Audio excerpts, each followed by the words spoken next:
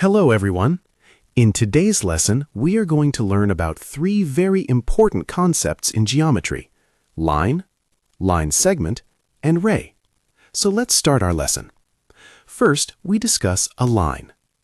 A line is a straight, one-dimensional path that extends infinitely in both directions with no endpoints.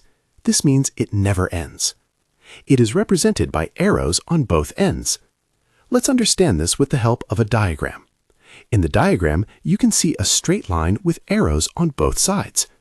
These arrows show that the line continues forever in both directions, so the length of a line cannot be measured.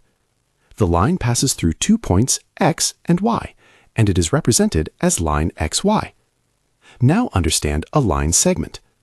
A line segment is a part of a line that has 2 fixed endpoints and a finite, measurable length. It is represented by 2 dots on both ends. Let's see the example. In the diagram, you can see 2 points A and B. These 2 points are connected by a straight line. Because the line starts at A and ends at B, it is called a line segment AB. The 2 dots at the ends show the endpoints. Now let's move to the third concept, which is ray. A ray is a part of a line that has one fixed endpoint and extends infinitely in one direction. It is represented by a dot and arrow on different ends. So a ray starts at one point but never ends on the other side. Because it extends forever, the length of a ray cannot be measured. Let's see the example. In the diagram, you can see a point P.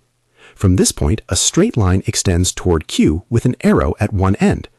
The dot shows the starting point and the arrow shows it continues forever. This is called ray PQ. So that's all for today's video. If you enjoyed this lesson, don't forget to like, share, and subscribe for more math videos.